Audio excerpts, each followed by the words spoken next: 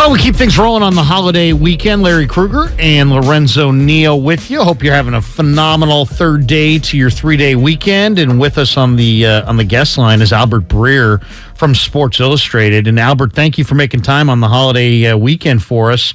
We were talking before about your report that Trey Lance was a little annoyed in the aftermath of the Garoppolo restructure. What can you tell us? Yeah, so first of all, thanks for having me, guys. These things tend to get picked up and start arguments on social media. So thank you. I think it's important to make sure people know what I meant when I wrote that. And, I think from what I understand, Trey Lance's reaction, I think was pretty natural. I think it's complicated news for him to take. One of the reasons I use the word immediate aftermath is because I think in the immediate aftermath, you're probably processing a lot of things. When the idea that comes up, I think what was most important about it, and this is my feeling on it, what was most important about it was that the Niners were upfront with their guys about it, right? After discussing it with Jimmy, the idea of it, the concept of it with Jimmy, and making it clear to Jimmy, if we do this, Trey is going to be our starter. And then discussing it with Trey, and then going to the leadership council and informing them of what they're going to do. I think they felt comfortable moving forward with it. So, I know, everybody's looking for, some level of drama to, tear this situation apart and turn it into something that's not right now. I do think the Niners, their ability to communicate clearly with their players on this sort of thing, I think, is what's going to carry them through. So do I think it was easy news for Trey Lance to take? No, I don't think it was easy news for Trey Lance to take. I think it's, something if you're him, you ask a lot of questions about, I think in the end, because the Niners did get in front of it and were pretty clear in communicating to all the guys what the plan was here, I think they'll wind up being fine in the long run. Albert, take me back just a little bit further. How did we get there? How did the Niners get there with Jimmy G? What was the market like? Because he had to agree upon this contract. How did this happen? What made him agree? Did he not want to be released? So evidently he didn't want to be released. So explain that. Take us through that process. I mean, hey, look, if he wanted to be released, all he had to do was sit and wait. You know what I mean? Because if he sits and waits, until I think it would have been this coming Saturday, right? Then that $24.2 million base locks in is fully guaranteed, and the Niners have to make a decision before that point whether or not they want to pay him that. And obviously, they weren't wanting to pay him that number, or else they wouldn't have renegotiated the thing. So he certainly could have forced their hand. I think above all else, when they went through this whole thing, it's sort of a position nobody wanted to be in, and it was making the best of a bad situation. The Niners went into this offseason wanting to trade Jimmy. They wanted to get value back for him. They thought, before he had the surgery, that he potentially could bring back 2 second-round picks, which is the price they got for Alex Smith all those years ago. And Jimmy wanted to go start somewhere else. And because of the shoulder surgery, the timing of it and everything else, he gets that done in March. Now, he's not going to be fully healthy until halfway through training camp. And, another team is going to look at that and say, can we commit to the guy as our starting quarterback if we don't know what this is going to look like until at least the middle of the summer? He's going to miss all of our spring camps and probably miss a good chunk of training camp too. There wasn't a team willing to do that, especially when you consider that there's only 1 year left on Jimmy's contract. And so, that's why they got to the start of training camp and they were where they were. I think the Niners genuinely believed someone else's quarterback situation was going to change in a material way over the first 3 or 4 weeks of training camp. That didn't happen. And so, I think about 3 weeks ago, they're sitting there with a quarterback and no landing spot for him. The guy does want to start somewhere, but there's no starting job out there for him. And, they've got, an asset that they're not sure quite what to do with. And so, are you surprised? This solution I think was actually in part done to extend the window to trade him. You have another 2 months for something to change somewhere else. So maybe there's an injury somewhere else or something. And, in end of September, beginning of October, end of October, someone is in a desperate spot and they're trading for him. But at the very least, you're getting him back at a rate less than what he was going to make. The contract said he was going to make in 2022. And, and he gets money locked in for this year. And if there's an injury or something else in San Francisco, well, he's going to have a chance to showcase himself with a really good team to set himself up for 2023. So as you guys can tell, there's just so many moving parts here, but I think it all starts with where you were back in March, what the surgery did to this situation, and the fact that logistically everybody was in a difficult spot about 2 or 3 weeks ago. And the voice you're hearing is Albert Breer from Sports Illustrated. Craig and Chris were on it and tracked him down on this holiday, and he's with us as we've talked a little bit about Trey Lance. And the story that Albert has is that Trey was a little annoyed in the immediate aftermath of Garoppolo signing a restructured deal, which to me is not any surprise, or is it a negative reflection on Trey? To me, that's par for the course. But let me ask you this, Albert. Is it naive for us to argue, because I've been arguing this week, that the Jimmy Garoppolo restructure, there are those in this market that are arguing it's a clear hedge against Trey Lance and his ability this year, or his readiness this year. I think there's other factors here.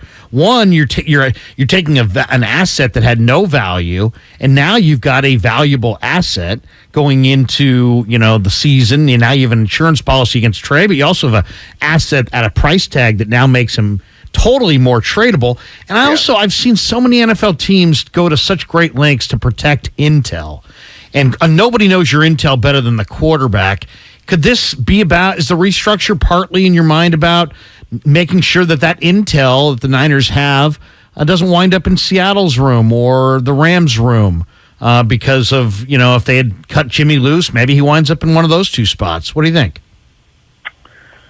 I don't think it was a driving factor, to be honest with you. I mean, I do think that there was a perception out there that Seattle could be interested. But, I think in the end, this was the Niners trying to think outside the box. And, if you look at Jimmy Garoppolo as an asset, like, what's the best way to maximize the asset, right? And if you don't have a trade partner, then Jimmy can sit there again and wait until this coming Saturday, and the Niners in all likelihood are cutting him Friday or Saturday, right? So now Jimmy's walking out the door. You're not getting anything back for him, and he can sign wherever he wants.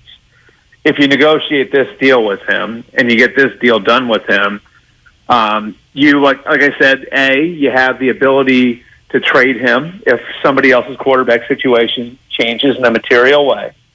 B, if you have an injury, you believe you got a Super Bowl roster, and so if somebody needs to come, if Trey's hurt, and misses 3-4 games, you have a guy who can steer the ship without question. And then C, if there isn't a trade partner over the next 2 months, and he's just on your roster as a depth piece, and then he leaves in March as a free agent, you're getting a draft pick back anyway in the compensatory formula. So, I look at all of those, I look at all of that, and it's like, if you just look at, the asset and what the asset was, what Jimmy Garoppolo was as an asset 3 or 4 weeks ago, is unless they can find a trade partner, they're probably going to have to cut him. Nothing's coming back. And they're getting zero value, from having had Jimmy Garoppolo in their roster the last 5 months. I think what this does is it creates value in having Jimmy around, and it creates value in that asset. And so I know the easy thing to do is say it's a hedge. And I think to some degree, if Trey and I don't think they believe Trey's going to fall on his face either, but if that were to happen for some reason, obviously there's an insurance policy there. And obviously it is a benefit that, he's not going to be giving the Seahawks information for week 2. But I don't think either of those things were, driving forces in this whole thing. I think as much as anything else, it was about where Jimmy Garoppolo was as an asset and how, the surgery really changed that and forced them to think creative and outside the box. How good can this 49er team be and how much is dependent on Trey? I think a lot of it's dependent on Trey. I think they believe they've got one of the best rosters in the league. I think if you got them in an honest moment, I think John Lynch and Kyle Shanahan might tell you this is the best defense they've had. The running game is, you lose Mike McDaniel, and I don't, think that that's a small loss. But, I think getting Chris Furster and Anthony Lynn to work in that area of the game, I think was big, and so I think they feel like they've got a lot of things working, and including the weapons around Trey, in the passing game, and having Brandon Ayuk, who they, and I'm sure you guys know this, think is going to develop into a very real, top receiver this year. Obviously Deebo there, and then George Kittle, maybe the best tight end in the game. I think a lot of this is going to ride on Trey and how they play Trey. I think it's I think it's going to be really, really interesting seeing how Kyle Shanahan deploys Trey, because I don't know that he's ready to run the Shanahan offense the way, say, Kirk Cousins ran it, or even the way Jimmy ran it the last couple of years. So I think they're going to do some things to get Trey going and make him comfortable. And so I think it's going to look a little bit different than what you guys have gotten used to over the last 5 years. But I also have faith in Kyle's ability to draw it up and make it so it does hide some of the deficiencies in Trey's game where those exist right now, and highlights what he's really good at. And I think if you want an example of how good Kyle is at that, look at Robert Griffin his first year in the NFL. Nobody was ready for what Washington did that year in 2012. And so I think there are going to be some elements of that in the way that Kyle deploys his offense this year. Couple more minutes with Albert Breer. We're lucky enough to get him here on this Labor Day. Who's coming calling for Jimmy G? Which team is most likely to come calling for Jimmy G in October outside of the team that loses a quarterback? Is there somebody that you see right now that, could be angling for Jimmy in October? I was going to say, I hope you're not asking me to predict injuries. So I can't no. do that. Bad karma. That's bad karma. I do not want anyone to get hurt. I'll just say that up front. But obviously, there's always a possibility in football that somebody could wind up getting hurt, and so that's out there and possible. I think Cleveland's one that sort of if Jacoby Brissett doesn't look a certain way, could they look at it and say, even for 8 or 9 games, it's worth it to bring Jimmy Garoppolo in, a guy who at least knows the bones of Kyle Shanahan's offense. Kevin Stefanski runs there in Cleveland is similar to, he learned it from Gary Kubiak, so that'd be one. And I'm just looking at the teams now, guys, and you look at a Houston, it makes sense because Nick Caserio's there and he was part of drafting Jimmy in New England, but I think they really want to give it a run with Davis Mills and see what they have. Seattle, obviously everybody's talked about Seattle, but if Geno and maybe Drew Lock at some point aren't very good, do they get to the point where it's is it worth going and trading a draft pick to go get Jimmy now, or do we just want to wait this out and draft one next year? So that's where the issue is. So I don't think there are any obvious suitors out there right now. An injury may drive this thing. But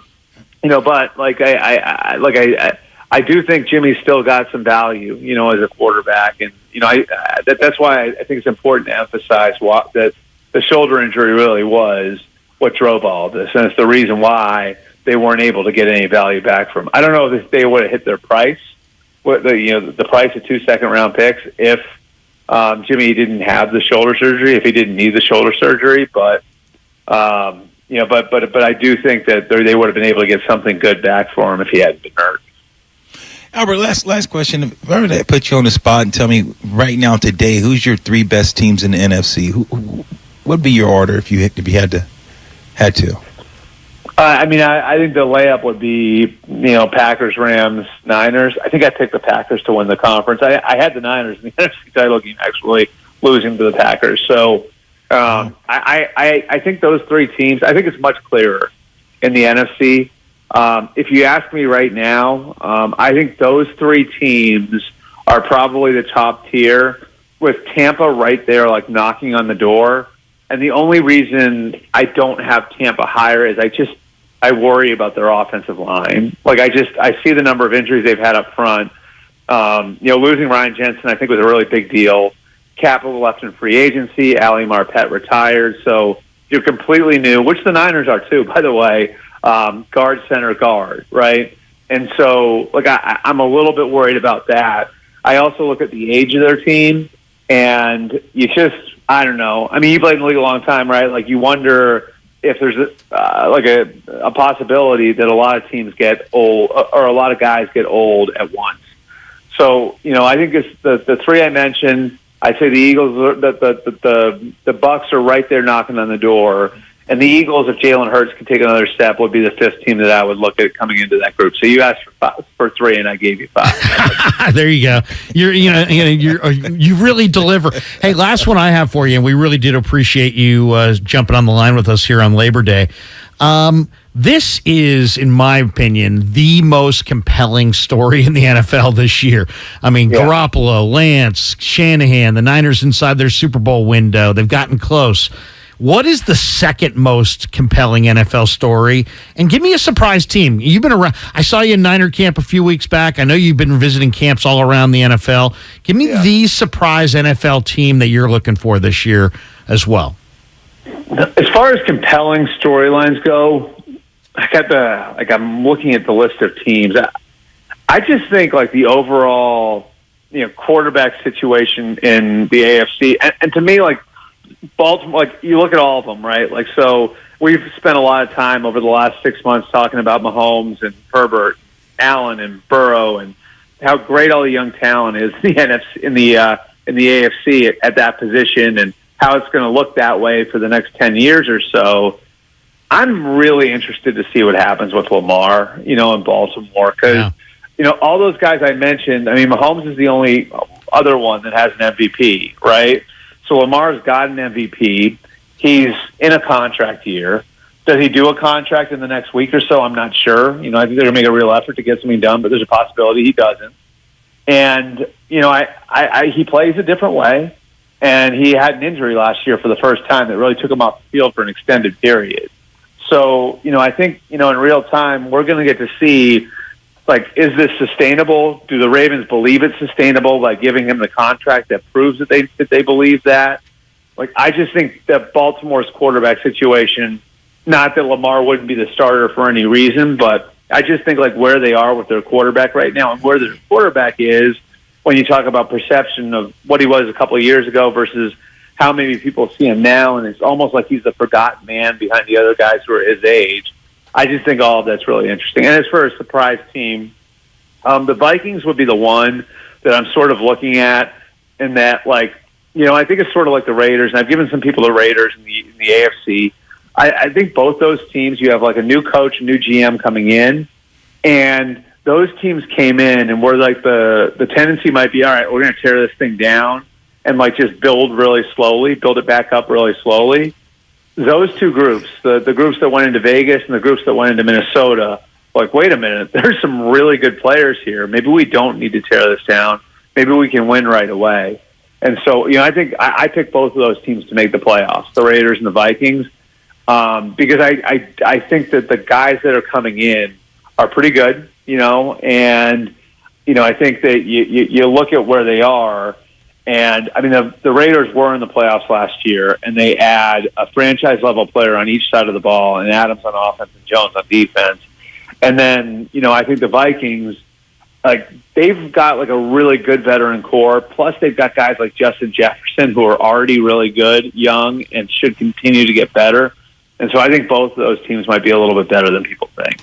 Hey, we love your stuff, brother. Keep it rolling. Thanks for jumping on the line during the holiday, and good stuff. Thanks again. We'll do it again. Awesome. Thanks, guys. Have a good one. Albert Breer, Sports Illustrated, one of the best in the biz. And